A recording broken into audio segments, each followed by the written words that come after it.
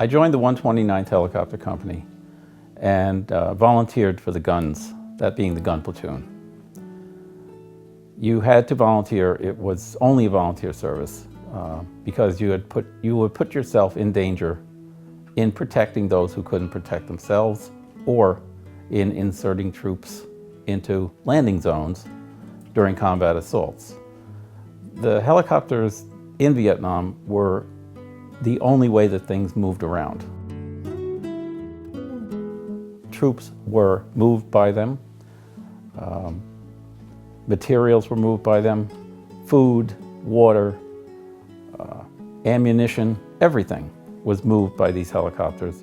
And because of the size of the country, the helicopter was the quickest and most efficient way to move those goods in and out of locations that they had to go.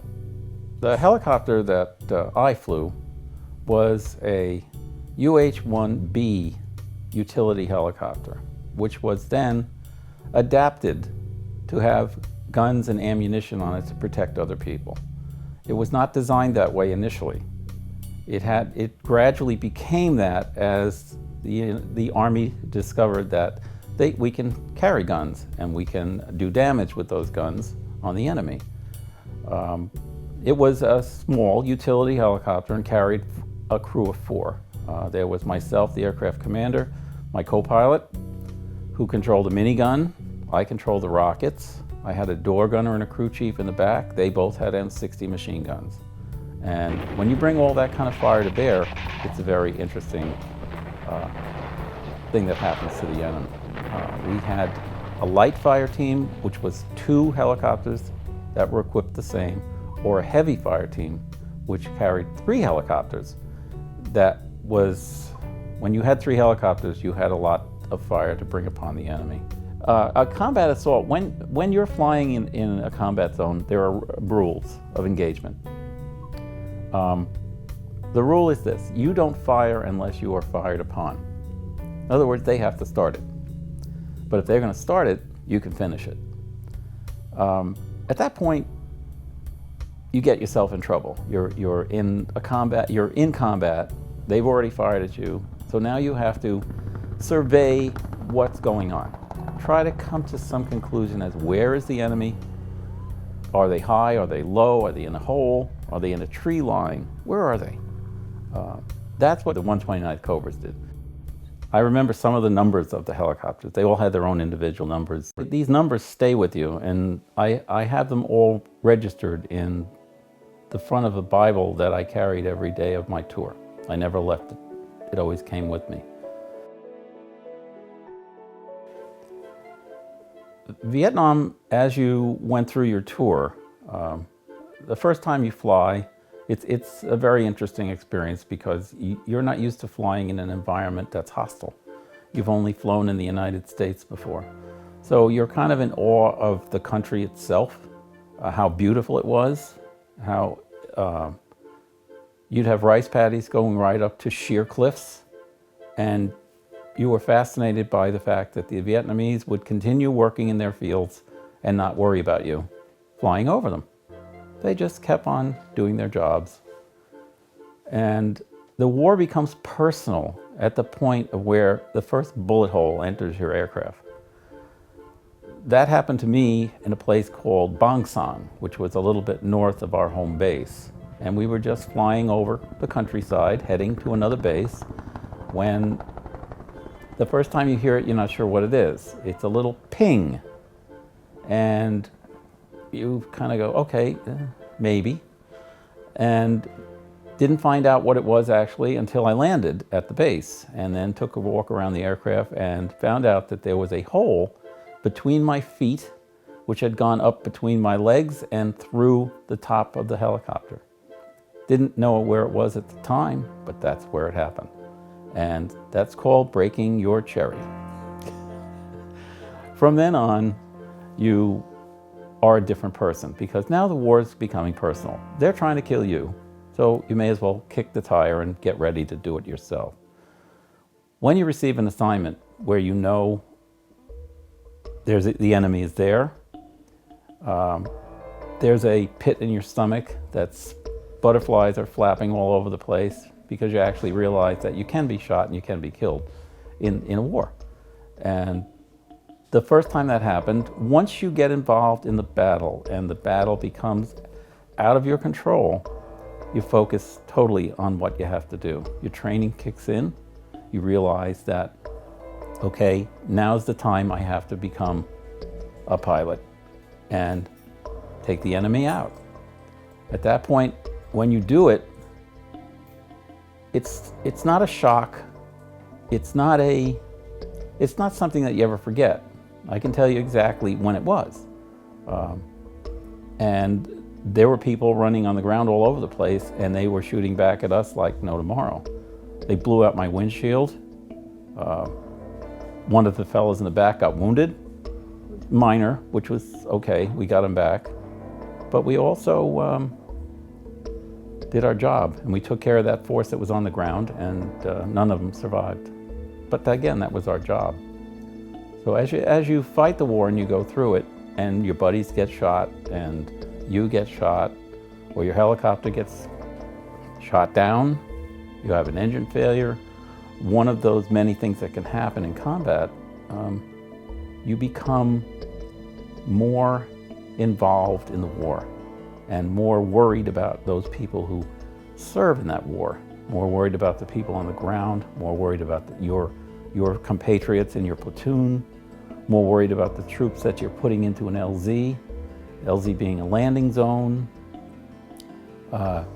You're doing troop insertions where you're putting in 6 to 8 people on a helicopter. They're landing in a landing zone. Those people are jumping off. At that same time, you're up there as a gunship pilot, putting yourself between those helicopters and where you think the enemy might be, so that you can bring fire to bear to keep their heads down while these guys are getting off. And if it gets bad enough, you may have to stay there, and those people may have to get out. You may have to get your troops back out. It's happened many times where you go to insert. When they're about to jump off, all hell breaks loose, and the gunships are in charge of seeing that that doesn't happen. So we have to attack. We have to subdue the enemy so that the troops can go in and be on the right foot, not on the wrong foot. And it happened many times, because the enemy knows that when you're attacking, beforehand there's going to be an artillery strike. Before that, they're going to see gunships that come in. They're going to sniff out anything they think might be a problem. And at that point, if nobody shows their head, you can assume maybe you're safe. Then again, when the troops do come in, it can all change. At that point, when it does change, again, it's your job to clean it up. I flew with a great bunch of guys who came from all over the United States. I think there were 3 New Yorkers that I remember. There was a Texan. There was a guy from Alabama. There was another guy from South Dakota. Californians, Georgians, just about anywhere in the country these guys came from. They came from all different walks of life. We all melded very well together because we were all the same. Being a helicopter pilot and a gunship, you were on your own most of the time. So we went to places in Vietnam where people just didn't go to. Everybody knows that helicopters, especially Hueys, have a very distinct rotor sound. It's a whop, whop, whop sound. And one of the things we had to learn to do was fly low so that the ground absorbed your sound and not the enemy. So we would fly around the trees and through the valleys and try to fly in the nap of the earth so that the earth absorbed your sound. And then when you came upon the enemy, you could pop up maybe 100 feet, lower your nose, and drop your ammunition right on them. And they didn't even know you were coming. So very successful. I think the scariest moment that you have in Vietnam is the moment you think you're going to die. I was doing a combat assault the day after Christmas in 1969. And it was at a place called Cao, which was just a little ways south of Quignon, where my base was maybe 10 miles away. We were confirming an LZ, landing zone, confirming a landing zone. And it was on the top of a mountain, not a very high mountain, but nevertheless a mountain. Making the turn to go inbound on that landing zone, my engine failed. It just stopped running and started to wind down. It's a turbine, a gas-fired turbine in these, just like a jet. And the engine was just winding down, and the whole crew heard it, and they realized that we were going to go in. There was no way of not crashing. We ended up hitting very hard. When we hit the ground the first time, all of us lost consciousness. We felt the aircraft buckle under the pressure. And at that point, I thought that my life was over. I'm pretty sure that everybody else in the aircraft felt the same way. Because the aircraft was, we heard it just breaking apart. And I really felt that was the end of my day. And when I woke up, I'm not sure how long it was, but I realized that I was hanging in my straps, as was my co-pilot, and the two fellows in the back were trying to get out from the fire. It was burning like crazy. So they were working their way out, and I popped the harness on my chest to free myself from my seat and immediately fell on my face, right underneath myself, and went out through one of the broken windows in the helicopter. And when I had gotten out, I took a head count and said 1, 2, 3, okay, where's the fourth one? And you got to remember, all of us are pretty banged up, so you're not thinking very clearly, and you're trying to focus, and everybody has wounds or burns or whatever it was. I realized that my co-pilot was still in there. And the fire had become very, very intense at that point. I said, I can't leave him. So I went back in myself and unstrapped him. Again, he was hanging over my head, so when I unstrapped him, he fell on top of me. Bright, you know, when you think about it. But I was able to pick that heavy old Texan up and carry him out of there in a fireman's carry. And about the time we got out, maybe got 20 feet away from it, the whole thing blew. The gas tank just exploded into a huge ball of fire, and we were extremely, extremely lucky. The other ship that was still up above us was looking down at us going, they must be all dead. Because they couldn't see us working to get out of the aircraft, but they sure as heck saw the ball of fire. And then they realized shortly after that we were still alive, and they came in and picked us up and brought us to the 67th Evac Hospital, and where everybody got patched up, but we all lived.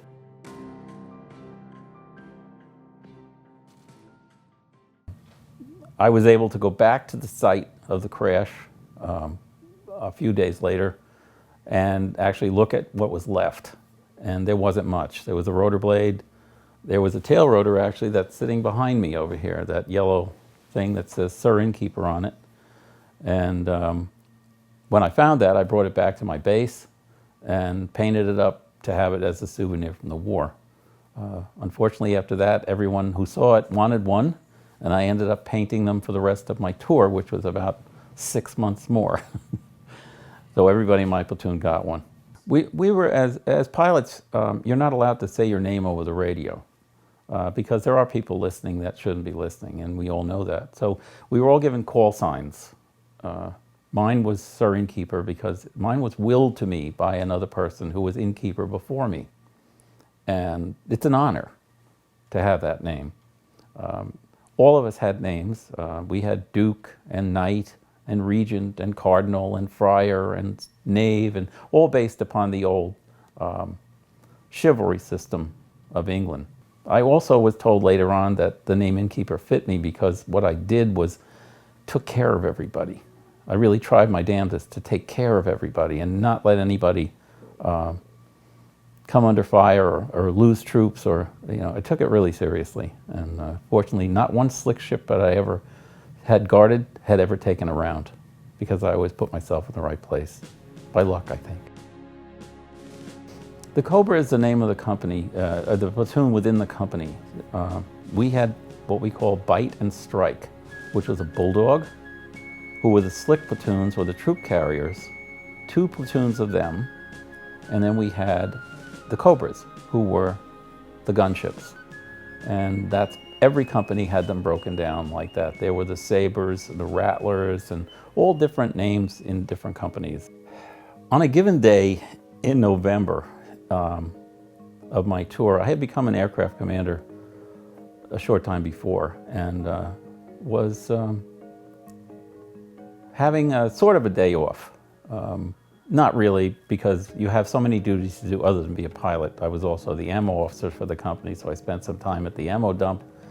And I'm no sooner working up there than I get a phone call from, by radio, of course. I say phone call, one of these hello phone calls. And they tell me you've got to get a ship in the air. All the Cobras that are out in the field are out of ammo, and we're still steeped in a battle and nobody can break free.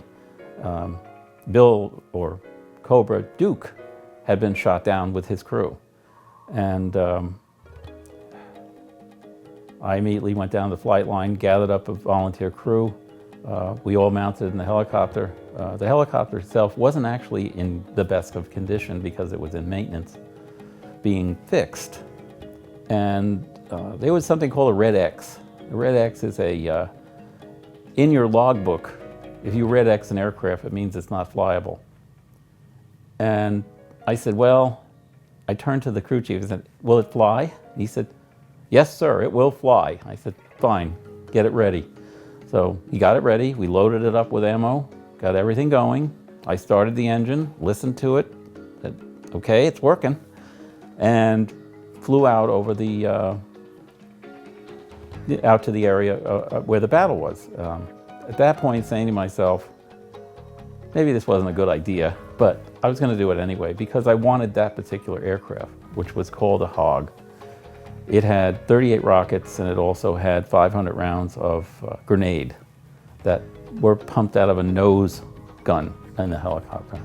It was a rather unwieldy aircraft because it had so much weight to it. But that was no problem when you're flying low because you're close to the ground anyway. So I ended up getting out there, and the other crews out there were in a sort of a, they were very excited because the ship was down and it was very close to the enemy and they were going to be overrun. Overrun meaning they weren't going to leave anybody alive. They were just going to, the enemy was going to kill them all. So I decided that, okay, I know where the problem is. They told me where the problem is. It was a tree line that was maybe 100 yards away from where the ship was down. And I turned inbound to make my first gun run. And as I started firing, fire started coming back. Heavy, heavy fire. All sorts of ammunition, all sorts of weapons. My windshield was damaged. I could hear it hitting the rotor blades. I could hear it hitting the ship everywhere. And the crews were so focused on what they had to do, they didn't even notice it. And when I said commence fire, I fired my rockets. My co-pilot was firing the grenades. The other guys were firing M60s. And I got to tell you, when you're in a Hog like that and you're putting a lot of fire on the ground, I dumped about half my fire, half my ammunition. At that point, I made a turn outbound when I realized I don't have a trail ship. And they are the ones that protect you on your turn, going outbound because you exposed the belly of the aircraft. Well, there was more fire coming up, but my crew chief and door gunner had their weapons focused on it as best they could. And we made the turn and came back around to make another run. I'm watching the crew, meanwhile, who was down on the ground. They set up their perimeter in the wrong direction because they didn't know where they got shot down from. And my friend Duke was running back and forth to the aircraft because there's certain things that you don't leave behind. You don't leave maps behind, you don't leave weapons behind, you don't leave the KY-28 behind, which is a little device sitting in the nose of the helicopter. That's secret. I'm still not sure what it did, but the fact was, the saying was, if you can get the helicopter, if you can get the co-pilot out of the aircraft, you can get the KY-28 out. So Bill was there ripping away at the nose of the helicopter, getting the KY-28 out. He got it out. I made another gun run at that point, and this time I dumped even more stuff on these guys and obliterated the tree line, completely obliterated it. There wasn't a single tree standing. There wasn't a bush that wasn't ripped to pieces. And there were a lot of people that were no longer alive. Made one more turn out, back in, coming back in. There wasn't much fire, a little bit. I dumped some more on them. At that point, there was a dust-off or medevac helicopter that was close by waiting to get in, but he couldn't get in while all this fire was going on. At that point, he saw the option, and he flew in really quickly, went right over the ship, everybody climbed on, and they got out of there.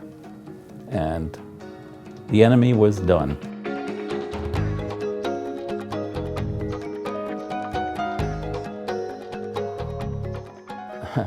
My friend Bill has been my friend for 45 years. He became my roommate when my former roommate went home. And I said, would you like to move in here? You know, he said, before I got the word in here out, he had his luggage in there. He was all set to move in. We became great friends, tried to make the perfect martini over the next year, which we failed miserably, but we tried. Bill, we're still friends. He's Uncle Bill to my kids, and we've traveled together over the years, gone to Tahiti, gone to Europe, gone all over the place. And we love him like he's a member of our family. I guess we always will. Coming home was a whole nother ballgame. It was a time and a place where our nation was pulling itself apart through draft card burnings, through students being killed on campuses, horrendous things. And American soldiers were treated with not only disrespect, but downright hatred. When I came home, I came into Seattle, Tacoma, and bought myself a first-class ticket to go home. I figured I owed that to myself. And but the one thing I have to say about that is, when you go home, you feel a terrible feeling of letting people down back in your company. Like, you know, how are they gonna make out? They're gonna be okay? You know, you worry so much about them the first month or so when you return. Your mind constantly goes back to, you know, and you know what they're doing. You know they're fighting, you know they're being wounded, you know they're dying, and it's a terrible, terrible letdown for yourself to finally let go of that. And that doesn't happen for quite a while. But anyway, when I came home, I bought that ticket and went to the airport, and there was a little room, latrine, as we called it, for the soldiers to clean up a little bit and, you know, get themselves ready to go on the plane. And I recall in that little space, there was a shower and a sink, a toilet, and also a trash can, a very large trash can that was filled with military uniforms from guys who had come home before me. It was packed with them. Their names were still on there. Everything was still on there. And they weren't going to wear their uniforms home. They had been warned about it. And I said, I'm not doing that. I'm wearing my uniform. So I got myself all cleaned up and went out and got on the aircraft. And it was a Northwest Orient, I believe it was in those days. A big orange thing. And sat down in first class, was escorted there, and figured, you know, wasn't very crowded, so I just settled in and, you know, just tried to relax. And not 2 minutes after I sat down, then some person in first class a few seats away said, "What is that soldier doing in here?" And I let it go. Wasn't like me, but I let it go. And the stewardess heard it, and she came up to me and she said, you just relax. Just don't be bothered with him. I'll take care of it. So she went back to him and she said, Sir, that young officer probably just stepped out of the jungles of Vietnam. If you bother him, he'll probably kill you. And if he doesn't, I'm going to kill you. So from that point on, I figured, okay, maybe that was my episode that I would have to deal with, and I could go on home and be happy. After that, it was much easier. I went to college, not knowing, of course, that I was racked with post-traumatic stress. I didn't know it. There was no name for it back in those days. Temper, alcohol, all those things were part of it.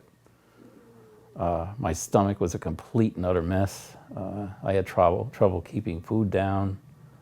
It was rough. And what they told us was just move on with your life. You're fine. Many people didn't do that. I tried to the best of my ability. I went to college. I met the love of my life there. It wasn't easy on her either. It was a problem. I was violent at some times. You know, I had flashbacks. Didn't know what I was saying sometimes. It just, you know, your whole being is back there. And Vietnam stays in your forefront, right in front of your face. I think that after you go to a war, and you serve in a war as a combat soldier, your whole being changes because you've taken life, or you've saved life, one or the other, or both. And when you come home, I didn't change that much from being a warrior. I captured a bank robber some years later, and the fellow who awarded me the decoration from Nassau County was also a Vietnam veteran, and he looked at this on my chest over here and said, "Things don't change much, do they?" I said, "Not really." I don't think I've changed all that much, actually, from those days, because what combat does, it teaches you right down to your soul who you are. It tells you what you can stand, how much you can stand, and how much you care for other people.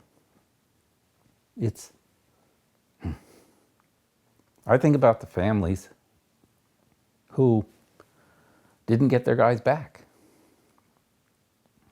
Even the enemy. It's a point of, it's either you or him, I mean, when you get down to combat. And my philosophy was, it's going to be you because I'm going home. I always said that every day on my tour, I'm going home. And when you get there, it's so simple. Just enjoy your life. Do your best. Try to achieve. Don't let it slip between your fingers. If you do, you'll regret it. I think it's pretty easy.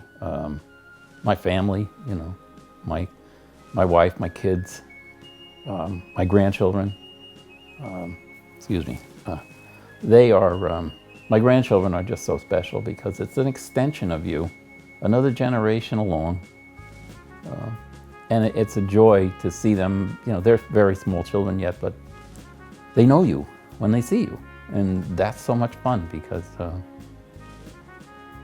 that's important. And now in this part of my life, I feel like, you know, you've worked hard, you've done your job, and it's time to enjoy some of it.